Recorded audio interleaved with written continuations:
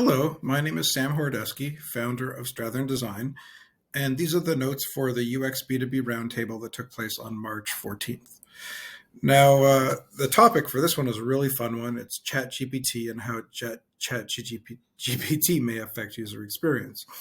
Now, I am going to take this from the perspective of, let's say I have an existing application, and how might the user interface change if I have my existing B2B application?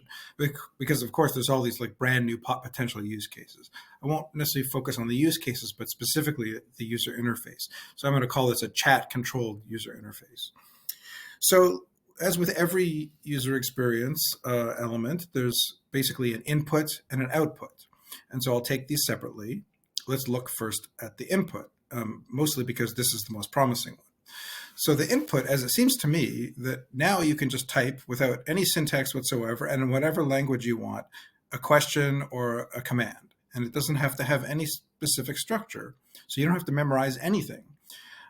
So this seems extremely promising to me. Just to take an example that I was thinking of, I use Microsoft Word all the time. I use PowerPoint all the time. And there's all these obscure things like, what if I want to have a footer that has a page number in it, but the front page, I don't want it to show up?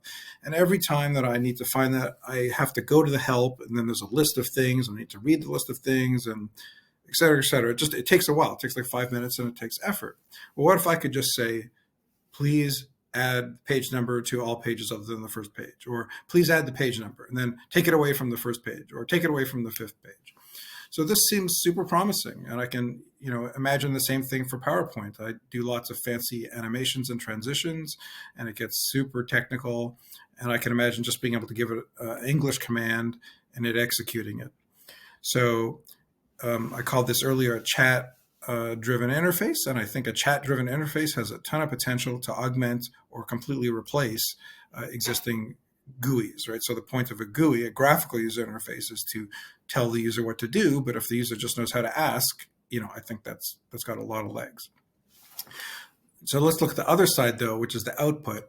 I think this is quite a bit more limited.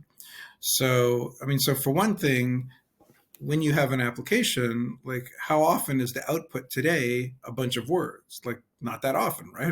Probably the application that you're building doesn't spit out a lot of words. Maybe it spits out reports. Reports are very important, but reports are typically in a tabular data format or graphs.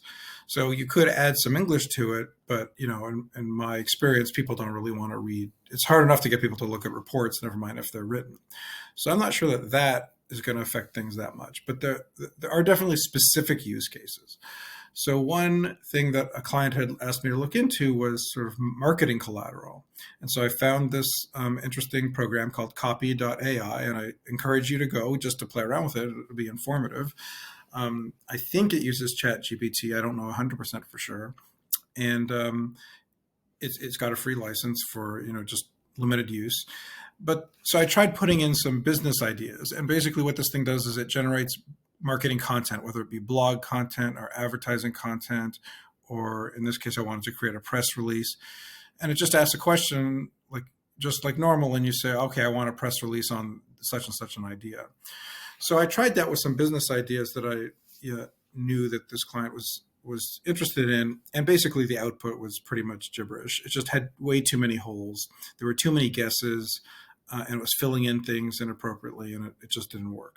However, I do think that some fairly easy modifications could be made to just ask the user about some of the things it's unsure about, and then get something more complete. And now I know Microsoft is already trying to release stuff where it'll transcribe your Teams meeting and then give you a summary, or it could potentially give you a summary, a set of notes.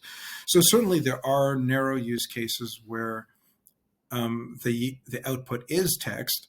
And so in this case, I think ChatGPT could be really great.